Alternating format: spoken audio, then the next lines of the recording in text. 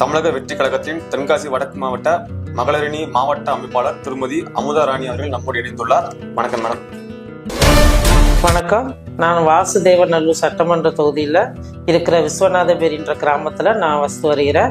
அக்கா, நீங்க டிவிக்கே சூஸ் பண்ணதுக்கு என்ன காரணம்? நல்லது செய்ய நல்லவங்களோட தான் தம்பி சேரணும், அதான் டிவிக்கெல்லாம் எனக்கு. 2026 தளபதி சிஎம் ஆவாங்களா? உறுதியா ஆவாங்க. நல்லவங்களும் மக்கள் என்னுமே கைவிட மாட்டாங்க. அக்கா, இவ்வளவு நாள் தளபதிக்கு பாத்தீங்க அப்படின்னா ரசிகர்கள் மட்டும்தான் இருந்தாங்க. இப்ப புதுசா அவர் கட்சி ஆரம்பிச்சதுக்கு அப்புறம் அவருக்கு ஓட்டா அது மாறுமா? கண்டிப்பா மாறும். இவ்வளவு நாளா தளபதி ரசிகராக இருந்த கூட்டம் கண்டிப்பா ஓட்டா மாறும். அக்கா, இப்ப தமிழக வெற்றி கழகத்திற்கு கிராமப்புறங்கள்ல அல்லது நகர்ப்புறங்கள்ல வாக்காளர்கள் எங்க அதிகமா இருக்காங்க? இப்ப கிராமப்புறம் நகர்ப்புறம்னு பார்க்க வேணாம், பிரிச்சு பார்க்க வேணாம். அனைத்து பகுதியிலுமே தளபதியை ஏற்றுக்கொண்டாங்க. 2026 கண்டிப்பா தளபதி ஆட்சி அமைப்பாரு, உறுதியா சொல்றேன். அக்கா, ஒரு நடிகர் நல்லாட்சி கொடுக்க முடியுமா? ஏன் நடிகர்னு பாக்குறீங்க? எம்ஜிஆர் ஐயா, ஜெயலலிதா அம்மா இவங்கெல்லாம் நல்லாட்சி கொடுக்கலையா? அது மாதிரி எங்க தளபதி அண்ணனும் நல்லாட்சி கொடுப்பாங்க.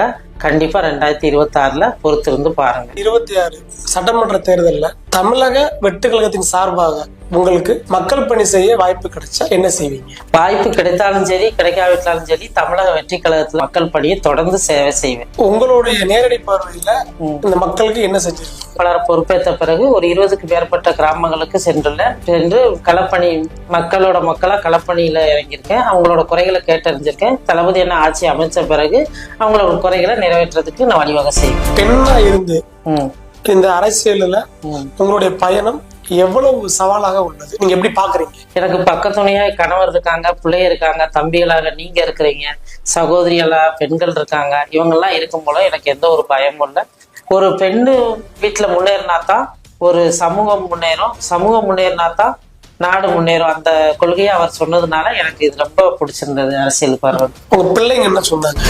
பிள்ளைகளும் ரொம்ப ஊக்கப்படுத்தினாங்க. அம்மா ஓகே, நீங்க ஒரு பெண்ணா இருந்து அரசியலுக்கு போகணும்னு நினைக்கிறீங்க, சூப்பர்மான்னு சொல்லி பாராட்டினாங்க. உங்களுடைய சுற்றுப்பகுதியில் உள்ள பெண்களுக்கு உங்களால முடிஞ்ச என்ன உதவி செஞ்சிருக்கீங்க? நான் பெண்களுக்கு சேவை செய்யணும்னு நினைச்சேன். அந்த வகையில எங்க கணவர் ஓய்வு பெற்று வந்த உடனே நான் பெண்கள் உடை உற்பத்தி நிறுவனம் தொடங்கினோம். 11 முதல் 25 பேர் வரைக்கும் வேலை செய்யறாங்க.